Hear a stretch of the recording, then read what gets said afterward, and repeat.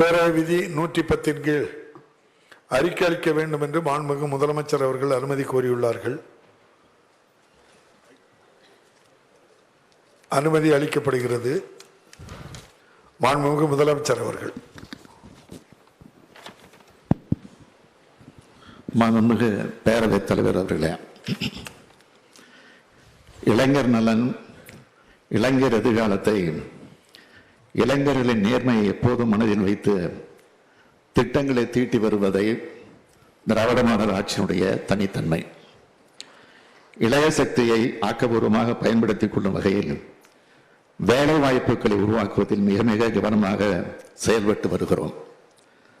அதனை அடிப்படையாக கொண்ட அறிவிப்பைத்தான் இப்பொழுது வெளியிட விரும்புகிறேன். வளமான அரசாக, அமைதியான அரசாக தமிழ்நாடு அரசு செயல்பட்டு வருகிறது. தொழில் வளம் நிறைந்த தமிழ்நாட்டை உருவாக்கிடவும், அதன் மூலம் நமது இளைஞர்கள் வேலைவாய்ப்புகளை பெற்றிடவும் பல்வேறு திட்டங்களை தீட்டி வருகிறோம். நமது மாணவ செல்வங்களுக்கு தரமான பள்ளி கல்வியையும் உயர்கல்வியையும் அளிக்கிறோம். அத்துடன் அவர்களது வேலைவாய்ப்புகளை பெருக்கிடும் வகையில் திறன் மேம்பாட்டு பயிற்சிகளும் அளிக்கப்படுகின்றன. கல்வியின் மூலமாக ஒரு அறிவுசார் பொருளாதாரத்தை நாம் உருவாக்கி வருகிறோம். இவற்றை மனதில் கொண்டு உருவாக்கப்பட்டவைதான் புதுமை பெண், தமிழ் புதல்வன், நான் முதல்வன் போன்ற திட்டங்கள் அடுத்த தேர்தலை அல்ல, அடுத்த தலைமுறையை பற்றி சிந்திக்கும் அரசுதான் நமது திராவிட மாடல் அரசு. கழக அரசு பொறுப்பேற்றதிலிருந்து கடந்த 3 ஆண்டுகளில் தமிழ்நாடு அரசு பணியாளர் தேர்வாணையம், சீருடை பணியாளர் தேர்வு வாரியம், மருத்துவ பணியாளர் தேர்வு வாரியம், ஆசிரியர் தேர்வு வாரியம், தேர்வு முகமைகள் வாயிலாக 32,774 நபர்களுக்கு பல்வேறு அரசு துறைகளில் நேரடி பணி நியமனங்கள் வழங்கப்பட்டன. அதேபோல் உள்ளாட்சி அமைப்புகள், அரசு துறை நிறுவனங்கள் போன்ற பல்வேறு அரசு அமைப்புகளில் 32,709 இளைஞர்கள் பணி நியமனம் பெற்றனர். மொத்தம் 65,483 இளைஞர்களுக்கு கடந்த 3 ஆண்டுகளில் அரசு பணி நியமனம் வழங்கப்பட்டுள்ளது என்ற செய்தியை மகிழ்ச்சியோடு தெரிவித்துக் கொள்கிறேன். அரசு துறைகளில் மட்டுமில்லாது பெருந்தொழில் மற்றும் சிறு குறு நிறுவனங்களின் மூலமாகவும் ஏராளமான வேலைவாய்ப்புகளை உருவாக்கி தந்துள்ளோம். நமது அரசு மேற்கொண்ட பல்வேறு முன்னெடுப்புகளின் காரணமாகவும் மிக சிறப்பான முறையில் நடத்தி முடிக்கப்பட்ட உலக முதலீட்டாளர்கள் மாநாடு மூலம் கிடைக்கப்பெற்ற பெரும் முதலீடுகள் காரணமாகவும் லட்சக்கணக்கான வேலைவாய்ப்புகள் கடந்த 3 ஆண்டுகளில் ஏற்படுத்தப்பட்டுள்ளது. வெறும் வார்த்தையாக அல்ல, ஆதாரங்களோடு தான் இதனை இந்த அவைக்கு தெரிவிக்க விரும்புகிறேன். தமிழ்நாட்டில் கடந்த 3 ஆண்டுகளில் அமைப்பு சார்ந்த தனியார் துறைகளில் உருவாக்கப்பட்ட வேலைவாய்ப்புகள் குறித்த புள்ளி விவரங்கள் ஒன்றிய அரசின் தொழிலாளர் வைப்பு நிதி நிறுவனத்தின் மூலம் பெறப்பட்டது.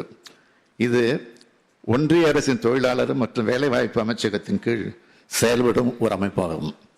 இந்த நிறுவனத்தின் தரவுகளின்படி கடந்த 3 ஆண்டுகளில் மொத்தம் 77,78,999 இளைஞர்களுக்கு வேலைவாய்ப்பு கிடைத்துள்ளது.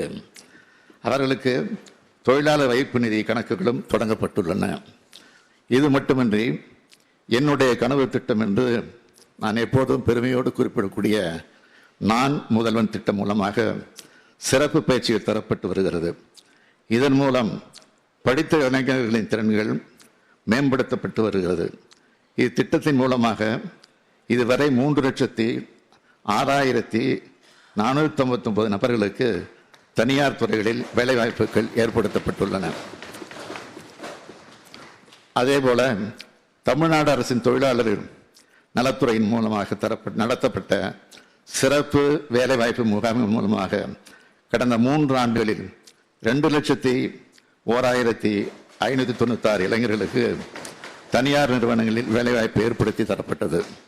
இந்த 2ஐயும் சேர்த்து தமிழ்நாடு அரசின் முயற்சியினால் கடந்த 3 ஆண்டுகளில் மட்டும் மொத்தம் 5,08,055 தமிழ்நாட்டு இளைஞர்களுக்கு வேலைவாய்ப்பு வழங்கப்பட்டுள்ளது என்பதை பெருமையுடன் தெரிவித்துக் கொள்கிறேன். நம் இளைஞர்கள் தான் நம் பலம், அவர்கள்தான் நமது எதிர்கால வளத்திற்கு அடிப்படையானவர்கள். இதனை உணர்ந்த காரணத்தினால்தான் தமிழ்நாடு அரசு இந்த முயற்சிகளை மேற்கொண்டு வருகிறது. மாண்புமிகு பேரவைத் தலைவர் அவர்களே, அரசு பணியை எதிர்நோக்கி ஆயிரக்கணக்கான தமிழ்நாட்டு இளைஞர்களுக்கு தற்போது ஒரு மகிழ்ச்சியான செய்தியினை பேரவையில் தங்கள் வாயிலாக தெரிவித்துக் கொள்ள விரும்புகிறேன். வரும் 2026ஆம் ஆண்டு ஜனவரிக்குள், அதாவது இன்னும் 18 மாதங்களுக்குள் பல்வேறு அரசு பணியிடங்களுக்காக தமிழ்நாடு அரசு பணியாளர் தேர்வாணையம் மூலமாக 17,595 பணியிடங்களும், ஆசிரியர் தேர்வு வாரியம் மூலமாக 19,260 ஆசிரியர் பணியிடங்களும், மருத்துவ பணியாளர் தேர்வு வாரியம் மூலமாக 3,041 பணியிடங்களும், தமிழ்நாடு சீருடை பணியாளர் தேர்வு வாரியம் மூலமாக 6,688 பணியிடங்களும் நிரப்பப்படும். அதாவது வரும் 2026ஆம் ஆண்டுக்குள் ஜனவரி மாதத்திற்குள் மொத்தம் 46,584 பணியிடங்கள் நிரப்பப்படும் என்பதை தெரிவித்துக் கொள்கிறேன். இது தவிர சமூக நலத்துறை, நகராட்சி நிர்வாகம் மற்றும் குடிநீர் வழங்கல் துறை உள்ளிட்ட முக்கிய துறைகளில் காலியாக இருக்கக்கூடிய 30,219 பணியிடங்களும் நிரப்பப்படும்.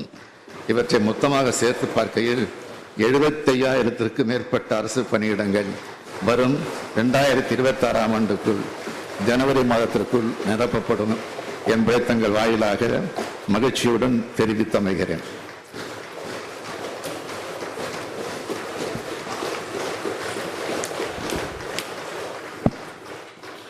மாண்புமிகு முதலமைச்சர் அவர்கள் தமிழக இளைஞர்கள், இளம் பெண்களுக்கு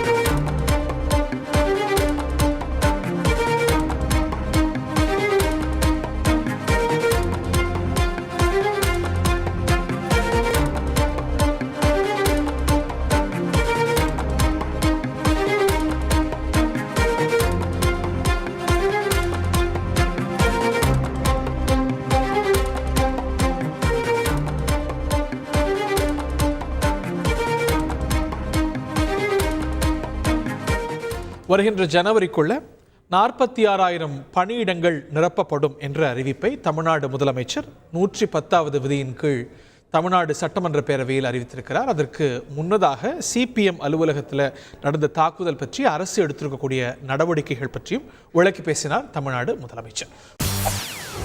செய்திகளை உடனுக்குடன் தெரிந்து கொள்ள உடனே சப்ஸ்கிரைப் பண்ணுங்க.